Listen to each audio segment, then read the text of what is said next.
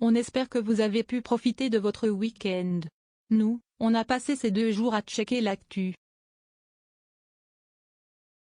Et c'est l'heure de tout vous résumer. 1. Manifestation violente en Guadeloupe. La tension est montée d'un cran ce week-end du côté de Pointe-à-Pitre dans l'opposition au pass vaccinal. Les blocages ont repris samedi matin en Guadeloupe, après une nouvelle nuit de pillage et d'incendie lors de laquelle des policiers et gendarmes ont été visés par des tirs, malgré le couvre-feu imposé face à la dégradation de la mobilisation anti-pass sanitaire. Une cellule de crise interministérielle a été présidée par le ministre de l'Intérieur Gérald Darmanin et le ministre des Outre-mer Sébastien Lecornu samedi à 18 h. À l'issue de celle-ci, l'envoi dans l'île d'une 50aine de membres des forces d'élite du GIGN et du RAID a été annoncé.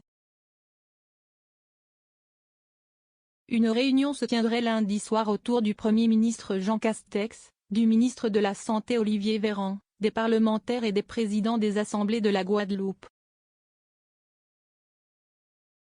Gabriel Attal, le porte-parole du gouvernement, a qualifié ce dimanche d'inacceptable la situation actuelle. L'info en plus, week-end d'extrême tension également en Autriche et aux Pays-Bas, où les gouvernements ont dû prendre des mesures drastiques pour lutter contre la 5e vague qui menace de submerger les hôpitaux. 2. Des maires appellent à la réélection d'Emmanuel Macron. Ce n'est pas l'amour fou entre le président de la République et les maires, mais certains de ces derniers sont sortis du bois ce week-end pour appeler à un second mandat d'Emmanuel Macron. Plus de 600 d'entre eux, dont Édouard Philippe, Le Havre, Christian Estrosi, Nice, Hubert Falco, Toulon, Christophe Béchu, Angers, Caroline Cailleux, Beauvais, ou Olivier Klein, Clichy-sous-Bois, Seine-Saint-Denis, ont signé cette tribune parue samedi afin de poursuivre la relation de confiance qu'en 5 ans, ils ont pu tisser avec l'État. L'info en plus, à gauche, la question du rassemblement revient inlassablement. Yannick Jadot espère le réaliser en janvier autour de son nom, indique-t-il dans une interview au JDD. 3. Plusieurs milliers de manifestantes #NousToutes à l'appel du collectif #NousToutes et d'une 60aine d'associations. Elles étaient plusieurs milliers à manifester ce samedi à Paris et dans plusieurs villes de France contre les violences faites aux femmes. Le collectif #NousToutes demande au prochain gouvernement 1 milliard d'euros pour financer des politiques publiques qui touchent l'ensemble de la population. La société est prête à se mettre en mouvement contre les violences, note #NousToutes. Il manque la volonté politique et les moyens. Notre reportage est à lire ici.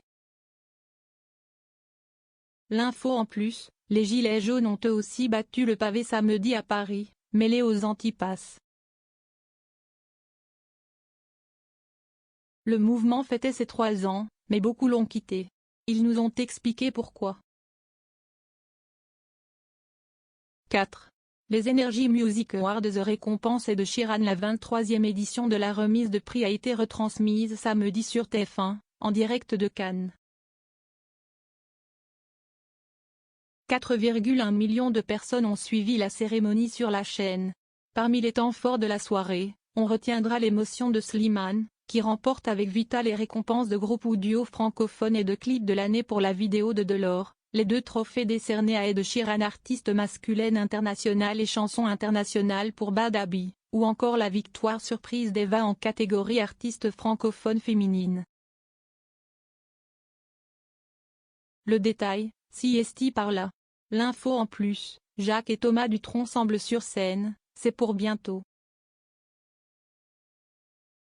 Thomas Dutronc chantera et accompagnera son père à la guitare dans une série de concerts en 2022, en privilégiant dans le répertoire de Jacques la période 1966-1969, celle de ses grands classiques, annonce-t-il dans le JDD. 5. L'exploit des Bleus contre la Nouvelle-Zélande. C'est l'exploit que le rugby français attendait depuis des années. Les hommes de Fabien Galthié ont terrassé les All Blacks sur la pelouse du Stade de France 45-25, le match à revivre par ici. On vous explique comment les Bleus ont taillé en pièces la Nouvelle-Zélande, la relance fantastique de Romain Ntamack comme si vous y étiez, les records battus par l'équipe de France lors de cette rencontre, mais aussi pourquoi il ne faut pas s'enflammer après cette victoire. L'info en plus, disparue depuis plusieurs jours, la tenniswoman chinoise est apparue samedi soir sur des images filtrées par un journaliste proche du pouvoir. Elle montre la joueuse chinoise souriante au restaurant avec son coach et ce dimanche lors d'un tournoi à Pékin. Ces images restent insuffisantes pour montrer qu'elle est libre, répond l'AVTA, qui gère le circuit féminin. 0 commentaire 0 partage partagé sur Messenger partagé sur Facebook partagé sur Twitter partagé sur Flipboard partagé sur Pinterest partagé sur LinkedIn envoyé par mail sauvegarder une faute? Imprimé.